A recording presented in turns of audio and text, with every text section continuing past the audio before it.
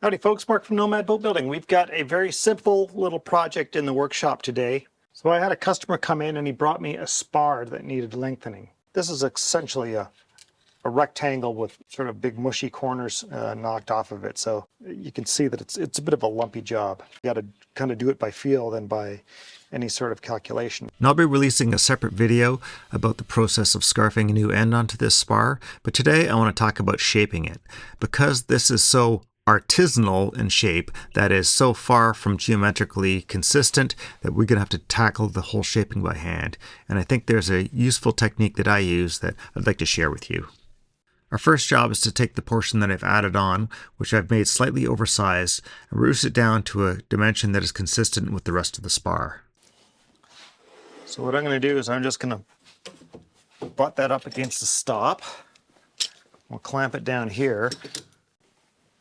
Now I think I'm just going to go with a hand plane for cleaning this up. So I think a 4-plane is probably about the right size for this. It's always a great idea to wax the bottom of your plane a little bit. Makes things go much smoother. Now I'll know when I'm getting close if I start licking paint in the middle here.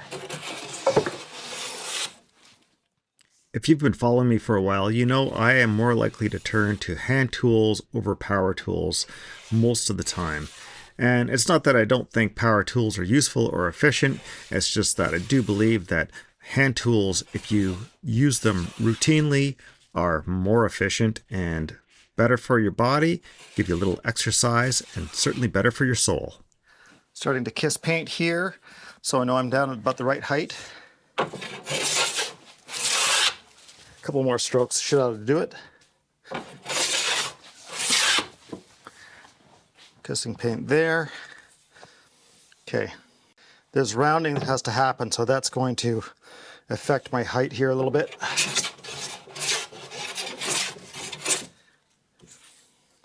So I think I can stop there.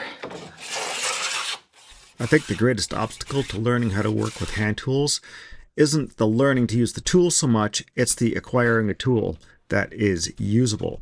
Finding an old plane that can be put back into service is not hard, but finding one that has a blade in it, in which the blade can be put back into service, is much more challenging. Regrinding the cutting edge is no big deal, but flattening the back can be a huge deal. If it's been really abused, you may not be able to flatten that in a reasonable amount of time. My recommendation is to go buy a brand new blade for it. You can get blades made by Hawk from Lee Valley Tools, and I'm sure you can find them from other suppliers. That makes a huge difference, and a new blade from Hawk will be put into service within just a few moments compared to trying to rehabilitate an old one that's been abused. Going a little bit against the grain here, I can feel that.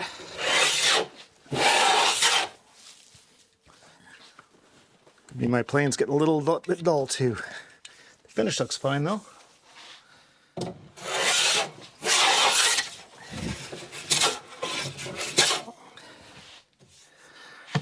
All right, and this spar didn't feature any tapering for some reason, so we're not going to bother with that. All right, now to do some roundovers. Just going to check a few router bits and see if any of those kind of sort of match this profile. It's a bit like rounded over on all faces, like not round, but not just cornered, if you want to know what I mean. So we'll see what we got that'll come close to take some of the effort away.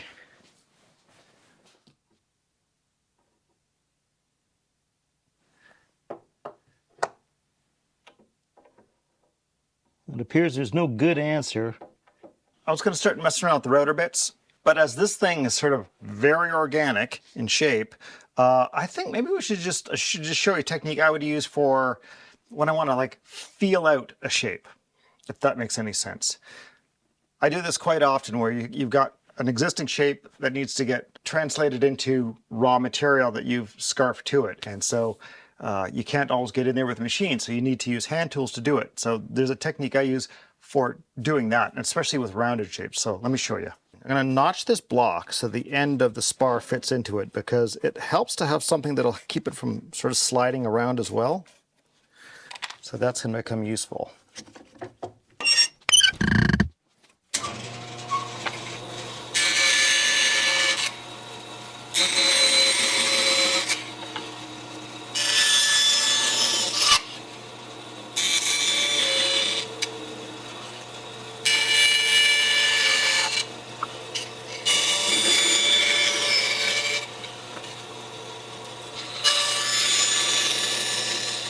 Doesn't need to be a nice fit, just a fit.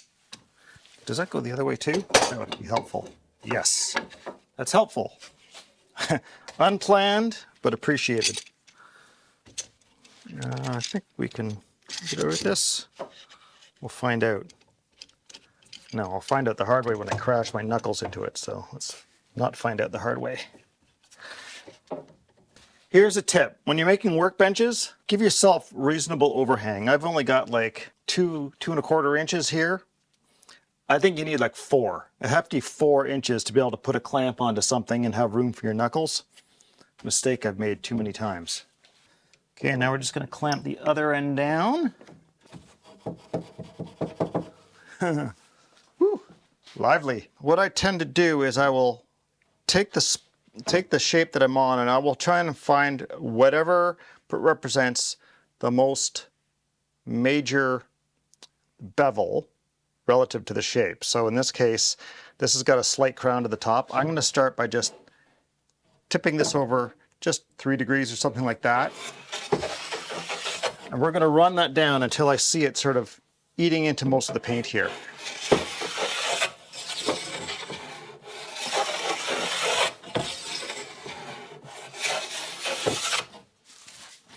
One thing that helps is if you've got some pencil lines that show you where you're going if you don't have the light to tell you that.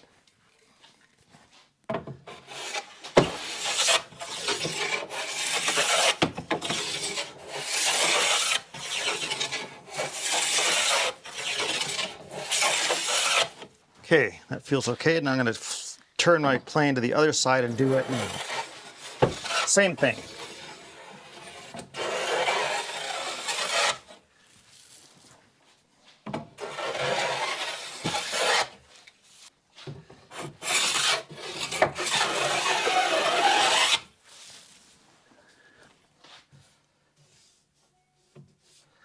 Okay, there's those crowns. Now I've got sort of a corner here. Follow that.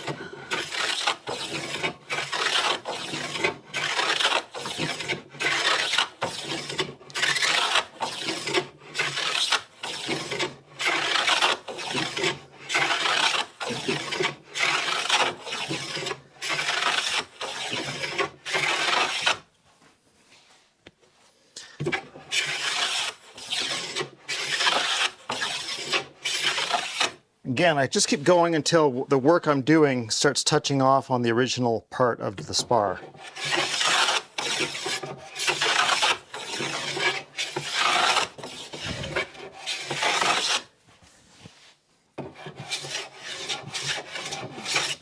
There we go. Now I'm touching it. Do the same thing on the other side. About 45 degrees. This systematic approach to identifying major bevels and removing that material first, and then going back and splitting the difference between one major bevel and the last one, is the secret to this whole process. This is exactly the same process I use when shaping spars and oars and anything round in a linear form. It's really very efficient. What I'll do, let's flop it.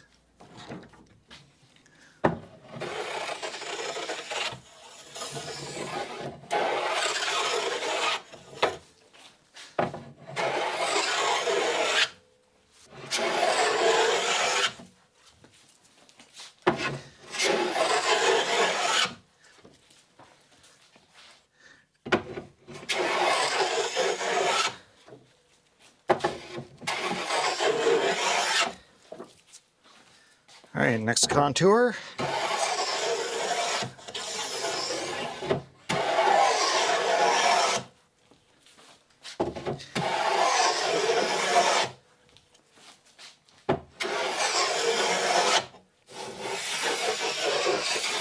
Using a heavy plane for this is really helpful because there's momentum behind it.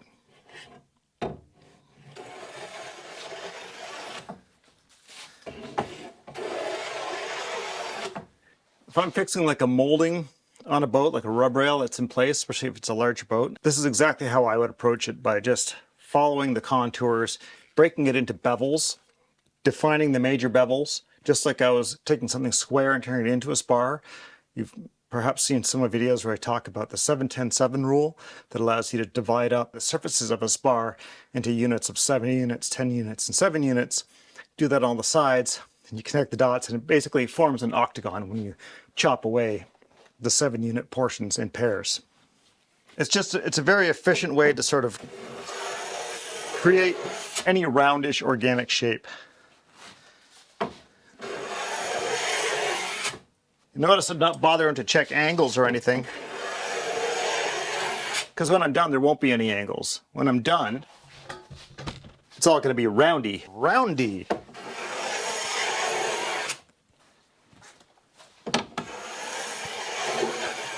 What you can't know on your side of the screen is that as I'm coming off the work or going onto the work, I'm being careful to apply the pressure on the plane sole in the places where the work needs to be taken off. So I'm not diving down onto the existing spar, nor am I flying off before I've finished carving off the length of wood. I'm a few strokes away from done on this bevel.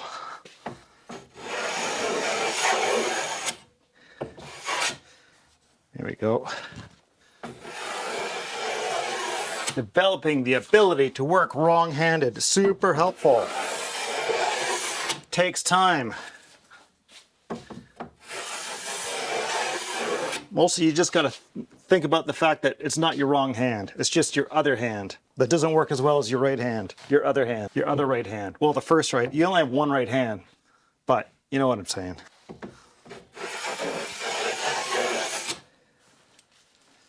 Okay. It's looking real close. A couple strokes off the top, I think.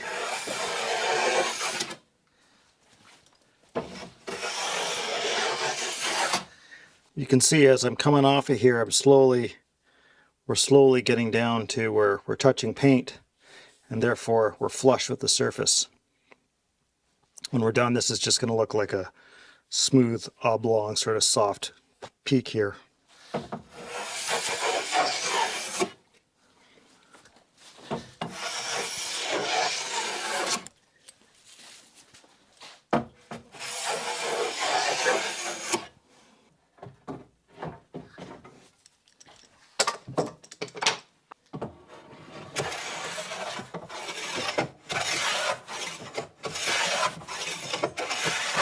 Notice the stance.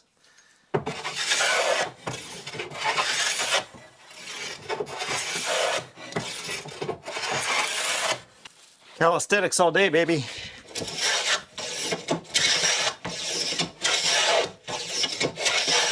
Sometimes with boat repair, it's not necessarily about doing the best work that you can do, but matching the work that the person you're repairing has done. And I don't mean that they, in the ways that they screwed stuff up, but in the way like this has got sort of a gamey shape. I'm not going to get too fussed and try and make a perfect tail end of this because it's just going to look weird. So we just kind of match what's there. That's the ethos I'm talking about here. And I have made the mistake of doing too nice a job when repairing something, and the part that I did looks really great, and then the part it's attached to looks like arse. That's not a good repair. A good repair is one that is, as best as you can, invisible.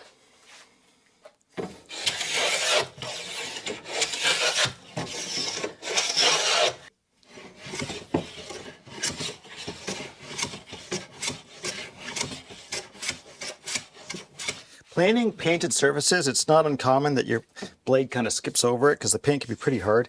Paint is really harsh on blades, by the way. If you got like found some bit of old furniture and you think you're gonna shove it through the planer and get some nice oldie-timey wood out of it, set your first cut deep so you get right below that paint. If you try and skim it, you're just gonna eat up your blades. There's no good value in it, is what I'm saying.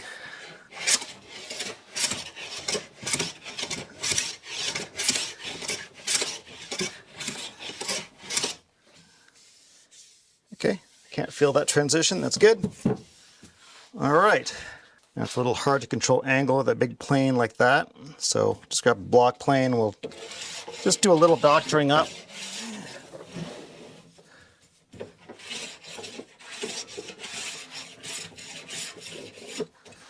Try and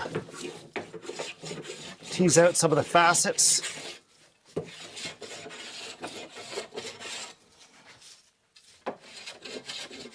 This will all get a good sanding treatment, of course, too, so.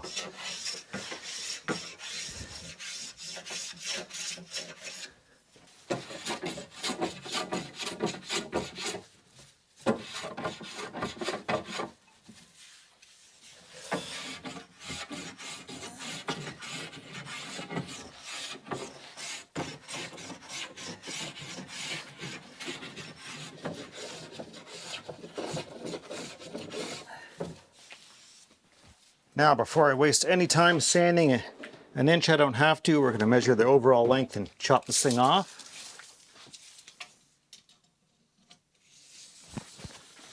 I need 160 inches right there.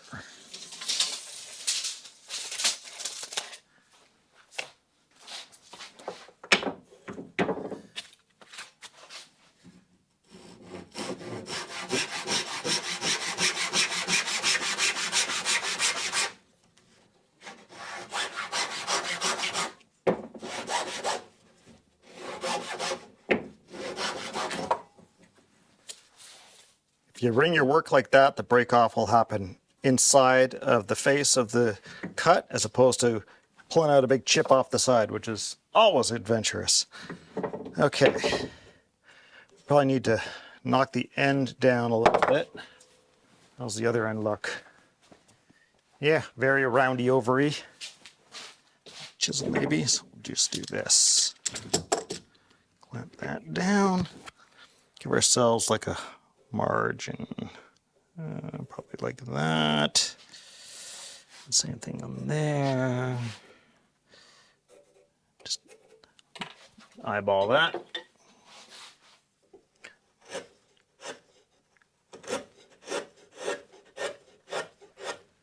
Same as before, 45 degrees. Get rid of the worst bit.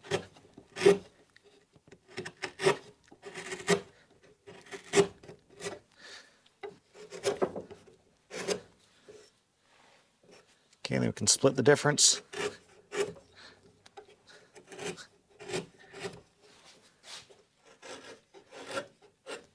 We get corners to worry about. 45. Split the difference. 45. Split the difference. Split the difference on the inside. If you're liking these videos, you can support me by giving me a thumbs up, throwing me a couple of bucks or super thanks, subscribing to the channel, turning on notifications, and of course, you can join me over on Patreon. Find links in the corner or down in the description. I'm not worrying about being too careful on this, but normally I would be quite precise about these bevels. If you're trying to do something that looks very geometric, this is not really, so I'm not worrying about it. Same here, 45. I'm just looking for like a general even thickness, right? You can go 45 there, 45 there. Split the difference.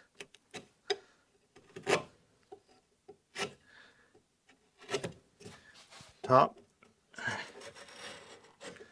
and face.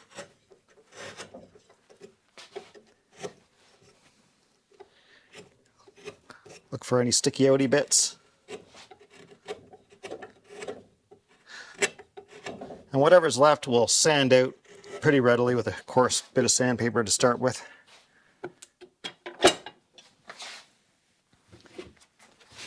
Got like 40 grit here.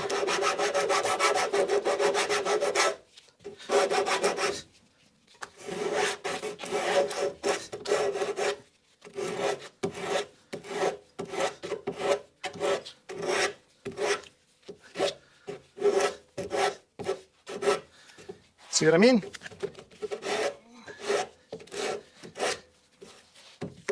It's that systematic geometric approach that gets you to your goal quickly and efficiently without a lot of head scratching.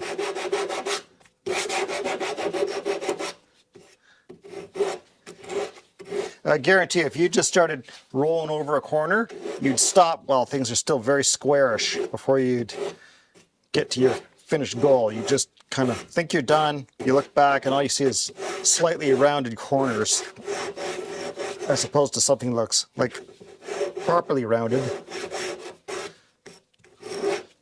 Okay, we're not trying to bring it to a full bonus here. It's a little bit flat on the end is what the other end shows, so we're going to copy that. All right, now with my longboard, I'm going to just quickly do a bit of work, licking that down back into our notch there, and a clamp.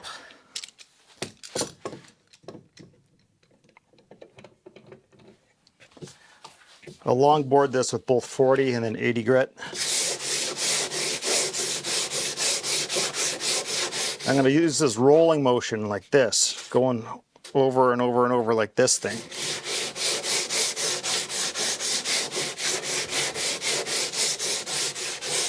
Shift down, do some more.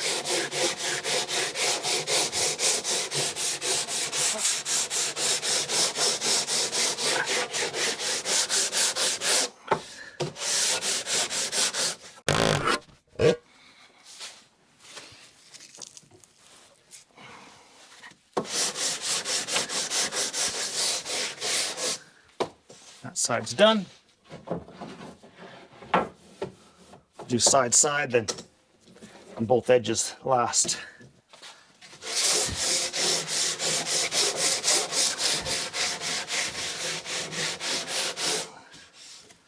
Okay, we're just going to finish up with some sandpaper.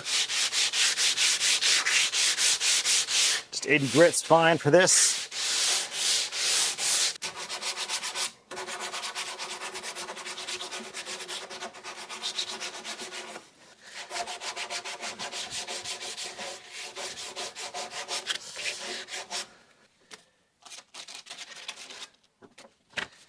Hit it with a little 100 just to make it fancy.